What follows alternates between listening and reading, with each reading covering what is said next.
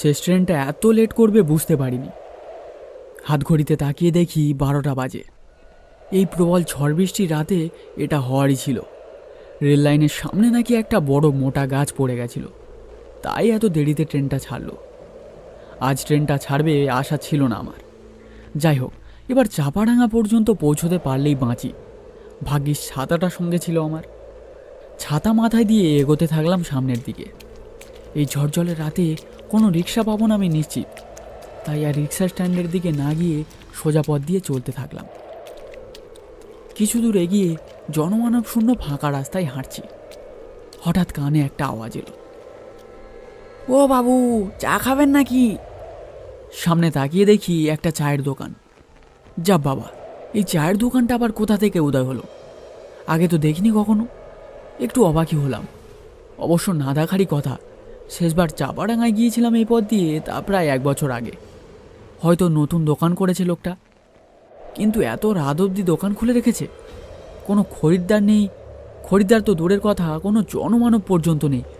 এই ঝড়জলের রাতে দোকান খুলে রেখেছে ভেবে একটু অবাকই হলাম। হয়তো এই দোকানেই থেকে যাবে আজ রাতে। হ্যাঁ দাদা, 1 কাপ চা দিন তো। বেশ গরম গরম দেবেন বুঝলেন, বড্ড শীত শীত করছে। আজ্ঞে বাবু, এখনই বানিয়ে দিচ্ছি। এতক্ষণে বৃষ্টিটা থেমেছে। মাথাটা মোছা হয়নি। পকেট থেকে রুমালটা বের করে মাথাটা মুছে নিলাম। আমার আবার সর্দির ধার, মাথায় জল বসলেই বেদম কাশি শুরু হবে। এই নেন বাবু আপনার চা।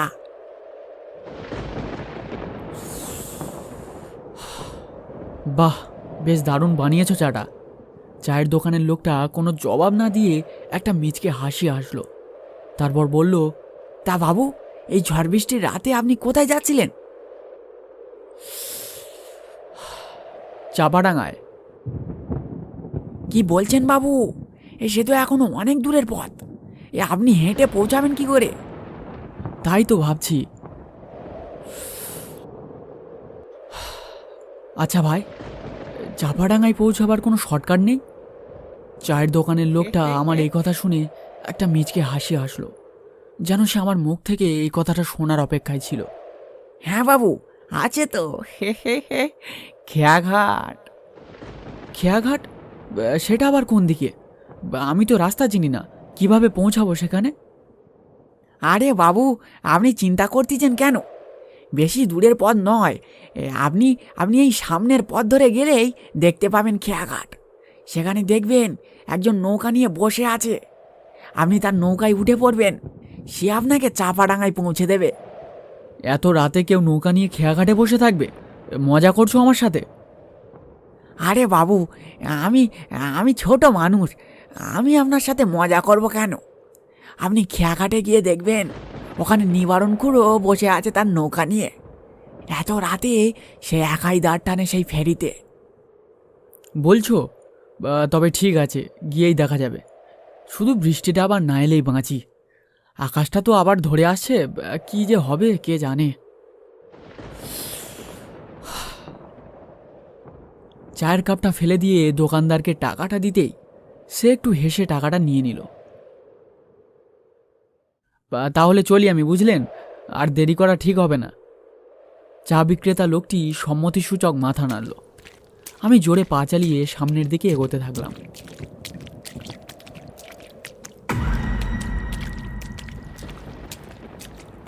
পথ পুরো ফাঁকা। কানে কিছু অস্পষ্ট ব্যাঙের আর কুকুরের ডাক ভেসে আসছে। আমি অন্ধকারের বুক চিরে এগোতে থাকলাম সামনের দিকে।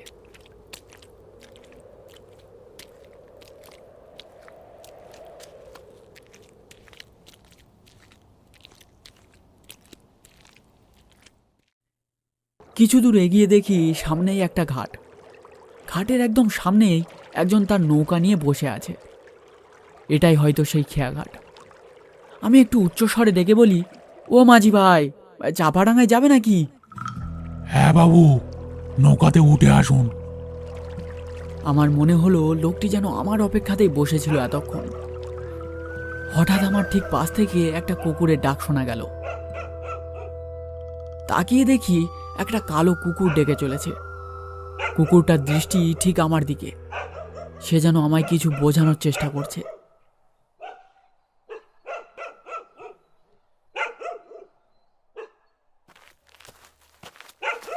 আমি আর বেশি না ভেবে সামনে এগিয়ে নৌকাতে উঠে বসে পড়লাম।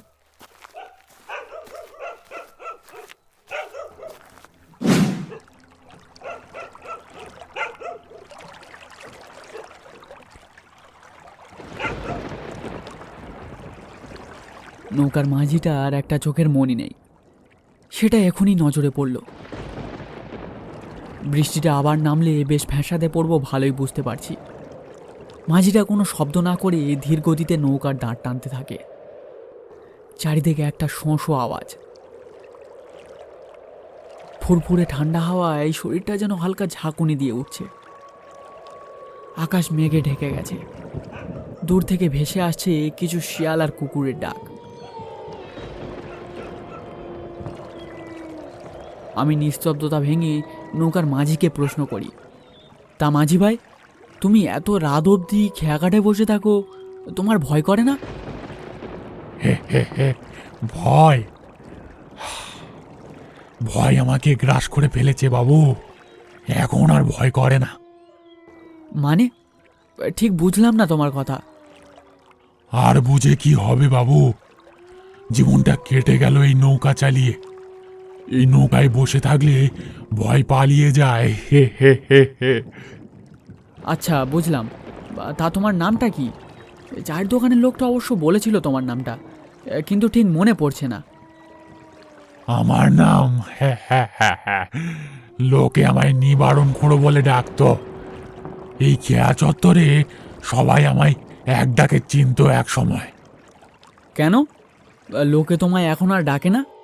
ডাকতো বলছো যে? ও আপনি বুঝবেন না বাবু, এসব কি আর এই তুচ্ছ মানুষের হাতে আছে? এগুলো সব সেই উপরওয়ালার ডাক, বুঝলেন? হে হে হে হে। আমি লোকটির কথা আর মাথা মুন্ডু কিছুই বুঝলাম না। মনে মনে বললাম, একটু ছিট আছে হয়তো লোকটার মাথায়। সব মানুষের মধ্যেই একটা না একটা ছিট থাকে, বুঝলেন বাবু? এ কি, লোকটা আমার মনের কথা বুঝলো কিভাবে? এ তো আশ্চর্য ব্যাপার। আশ্চর্য আর কি বাবু, সবই উপরওয়ালার ইচ্ছা। এবার আমার একটু অস্বস্তি হতে লাগলো। আচ্ছা মাঝি ভাই, চাপাডাঙ্গায় পৌঁছাতে আর কতক্ষণ লাগবে? তা প্রায় 1 ঘন্টা লাগবে। এতক্ষণ সময় আমার এই মাঝির সাথে কাটাতে হবে? লোকটার মতলব আমার একদম ভালো ঠেকছে না। মতলব আমাদের মতো গরিবদের থাকে না বাবু, ওসব শহরের লোকেদের থাকে। ছেলেটা কি দোষ করেছিল? একটা সাদাসিধে ছেলে, তার দোকান ছিনিয়ে তাকে মেরে ফেললো ওই আপনাদের শহরের লোক। কার কথা বলছো তুমি? কে কে কাকে মেরেছে? আপনি যার থেকে আর চা খেলেন তার কথা বলছি গো বাবু, ফটিক। ছেলেটা বড্ড ভালো ছেলে ছিল।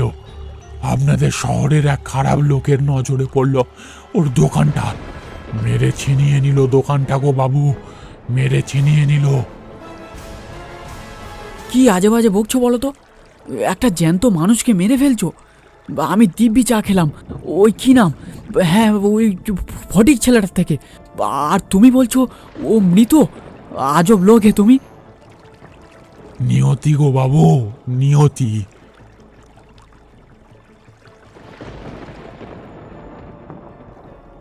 কটা বাজে ঘড়িতে দেখতে গিয়ে দেখি বৃষ্টিতে ভিজে ঘড়িটা কাজ করছে না আর। আকাশে বিদ্যুৎ চমকাচ্ছে মাঝে মাঝে। উফ, এও এক জ্বালা। কেন যে মরতে কালই বেরিয়েছিলাম, নেহাত বন্ধুর শরীর খারাপ, না হলে।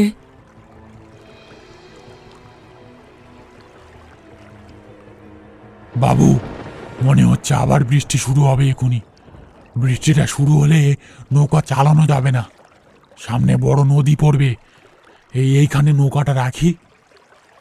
চারিদিকে ছোট বড় গাছের সার আর ঘুটঘুটে অন্ধকারে কিছুই ভালোভাবে দেখা যাচ্ছে না। নৌকোতে যে লণ্ঠনটা ছিল সেটা নিভু নিভু করছে, বোধহয় কেরোসিন তেল ফুরিয়ে আসছে।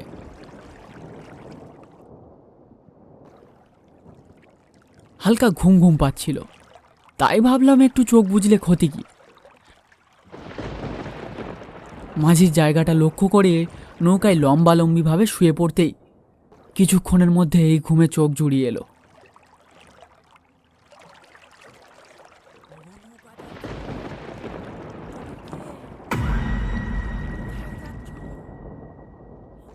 কতক্ষণ ঘুমিয়েছিলাম জানি না, হঠাৎ কানে একটা অস্পষ্ট শব্দ পেলাম, মনে হলো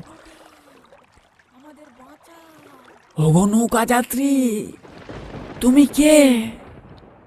কোথায় যাচ্ছ? আমরা শ্বাস বন্ধ হয়ে পড়লাম, আমাদের ওঠাও, ওঠাও, আমাদের বাঁচাও। ধর্মড়িয়ে উঠে এদিক ওদিক দেখতেই দেখি নৌকাতে মাঝি নেই। গাটা শিরশিরিয়ে উঠল আমার। কোথায় গেল মাঝিটা? কি অকৃতজ্ঞ লোক, নৌকাতে আমাকে একা ফেলে রেখে হাওয়া। মনে মনে খুব রাগ হলো মাঝিটার উপর। সেই অস্পষ্ট শব্দটা আসছে অন্ধকার ঘন ঝোপের ওপাশে, অনেক দূরে। মনে হচ্ছে কে যেন কোথায় গ্রামোফোন বাজাচ্ছে। গ্রামোফোন? এই বনে এত রাতে গ্রামোফোন বাজাবে কে? কান পেতে শুনলাম গ্রামোফোন না, অন্ধকারে হিজল হিমতাল গাছগুলো যেখানে খুব ঘন হয়ে আছে, সেখান থেকে কারা যেন উচ্চ কণ্ঠে আর্ত করুণ স্বরে কি যেন বলছে। খানিকটা শুনে মনে হলো সেটা একাধিক লোকের সমবেত কণ্ঠস্বর। সেই স্বর কিছুক্ষণ স্থায়ী হয়ে আবার মিলিয়ে গেল অন্ধকার গভীর জঙ্গলের মধ্যে। আমি মনের ভুল ভেবে আবার শুতে যাচ্ছি, এমন সময় সেই অন্ধকারে ঢাকা বিশাল বনভূমির কোন অংশ থেকে সুস্পষ্ট উচ্চ আর্ত করুণ কণ্ঠের মতো তীক্ষ্ণ স্বর তীরের মতো জমান অন্ধকারের বুক চিরে আকাশে উঠল। ওগো নৌকা যাত্রী, তুমি কে? কোথায় যাচ্ছ? আমরা শ্বাস বন্ধ হয়ে পড়লাম, আমাদের ওঠাও, ওঠাও, আমাদের বাঁচাও। ভয় যত না হোক, বিস্ময়ে আমি কেমন যেন একটা হয়ে গেছিলাম। এ কোন অদৃশ্য শক্তি এমন আর্তস্বরে সাহায্য চাইছে আমার থেকে? আমি ভীত কণ্ঠে বললাম, কারা হে তোমরা?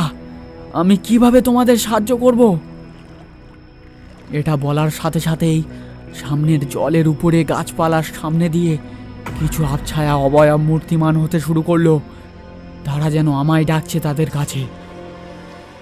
নেমে পড়ো, নেমে পড়ো, জলে নেমে পড়ো, চলে আসো আমাদের কাছে, আমাদের উদ্ধার করো। তাদের গলার স্বর যেন একটা নেশার মতো গ্রাস করে ফেলেছে আমাকে। তাদের ডাকে একটা আশ্চর্য মায়া আছে যেন। আমি সম্মোহিতের মতো জলে নামতে যাচ্ছিলাম, এমন সময় আমার কাঁধে যেন একটা ঠান্ডা বরফ শীতল স্পর্শ অনুভব করলাম। সেই স্পর্শে আমার সমস্ত আচ্ছন্ন গিয়ে একটা ভয় জমাট হয়ে ঘিরে ধরল আমার মনে। কি ঠান্ডা সেই স্পর্শ, যেন যেন কোনো বরফের চাই আমার কাঁধে এসে পড়েছে। ভয় চেপে পিছন ঘুরে দেখি, এ কি, এ যে সেই মাঝি। বাবু, বাবু সরে বসেন, সরে বসেন। আর এখানে থাকা যাবে না, এখান থেকে এখনই বেরিয়ে পড়তে হবে, না হলে একটা অঘটন ঘটে যাবে। তুমি তুমি আমায় একা ফেলে রেখে কোথায় গেছিলে? হ্যাঁ, তোমার কোনো কাণ্ডজ্ঞান নেই? অকৃতজ্ঞ লোক একটা। বাবু, লণ্ঠনটা নিভে গেছিল, সেটা জ্বালাতেই গেছিলাম। বাকি কথা পরে হবে, এখন জলদি দাঁড় টানতে হবে, না হলে আপনার ঘোর বিপদ হবে। দূরে চেয়ে দেখলাম সেই অবয়বগুলো যেন ধীরে ধীরে এগিয়ে আসছে আমাদের দিকে। মাঝি নৌকার দাঁড় জোরে জোরে টানতে শুরু করলো। সেই অবয়বগুলো আবার ডেকে উঠল, যেও না, যেও না, আমাদের একা ফেলে রেখে যেও না, উঠিয়ে নাও, আমাদের উঠিয়ে নাও, আমাদের বড় কষ্ট হচ্ছে। মাঝি দ্রুত গতিতে দাঁড় টানতে শুরু করলো।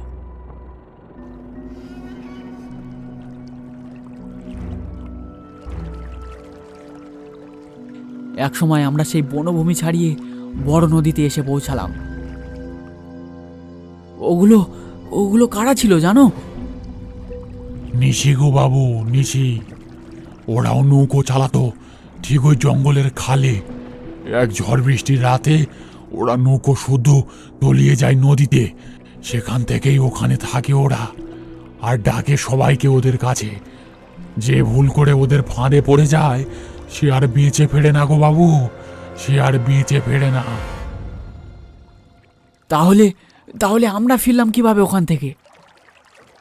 আহ, সবই উপরওয়ালার ইচ্ছা। তুমি তুমি ওই ঘুটঘুটে অন্ধকারে কিভাবে আর কোথায় লন্ঠনটা জ্বালাতে গেছিলে? ওসব কথা থাক বাবু। কি বলেন তো বাবু? মায়া, মায়া, নৌকো চালানোর একটা মায়া, ও আপনি বুঝবেননি। মাঝিটা কি বলছে আমি তার মাথা মুন্ডু কিছুই বুঝতে পারছি না। জানেন বাবু, আমিও আমিও এই নদীতে বরাবর নৌকো চালাতাম, কিন্তু কিন্তু আমার মাথায় কি চাপলো সেদিন ওইদিকে গেলাম। তারপর সে কি ঝড়, সে কি বৃষ্টি। নদীর বুকে একটা জলের ঘূর্ণি দেখতে পেলাম। মুহূর্তের মধ্যে সেই ঘূর্ণি টেনে নিল আমার নৌকোটারে। সব তলিয়ে গেল বাবু, সব তলিয়ে গেল। তারপর তারপর তুমি কিভাবে বেঁচে ফিরলে? হে হে হে হে, বেঁচে ফিরবো? সে যে জলের ঘূর্ণি বাবু, সে একবার এলে কাউকে ছাড়ে না। আমাকেও ছাড়েনি, আমাকেও ছাড়েনি। কি বলছো কি? তার মানে? তার মানে আর কিছু না বাবু, চাপাডাঙ্গার ঘাটে এসে পড়েছি। এবার যে আপনাকে নামতে হবে। আমি চেয়ে দেখলাম নৌকা এসে দাঁড়িয়েছে একটা ঘাটে, কিন্তু কিন্তু আমার মনে তখন একটা ঝড় বয়ে চলেছে। কে এই মাঝি? এ কি আদৌ জীবিত প্রাণী নাকি? বাবু, মায়া, মায়া, বুঝলেন? বাদ দিন, আপনি ওসব বুঝবেন না। আপনি বরং নেমে পড়ুন। আমার আরো যাত্রী অপেক্ষা করছে ঘাটে, তাদেরকেও তাদের গন্তব্যে পৌঁছে দিতে হবে আমাকে। আমি নৌকা থেকে নেমে পড়লাম। চোখে পড়ল নদীর উপর থেকে সূর্য উঠছে। নিবারণ মাঝি তার নৌকার দাঁড় টানতে শুরু করলো।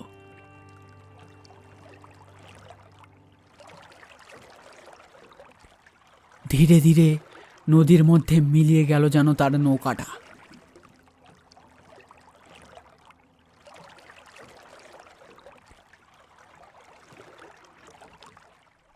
শেষ হলো আজকের গল্পটি। গল্পটি ভালো লাগলে একটা লাইক দিয়ে দিও আর চ্যানেলটাকে সাবস্ক্রাইব করে দিও। আর আগের গল্পের মতো এই গল্পেও থাকছে একটা প্রশ্ন। প্রশ্নটির সঠিক উত্তর তোমরা কমেন্ট করে জানিয়ে দিও। এই গল্পের প্রথমে যে ট্রেন লেট হওয়ার কথাটা বলা হয়েছে, ট্রেনটা লেট হওয়ার কারণ কী ছিল সেটা তোমরা কমেন্ট করে জানিয়ে দিও। আমি উত্তরের অপেক্ষায় থাকবো।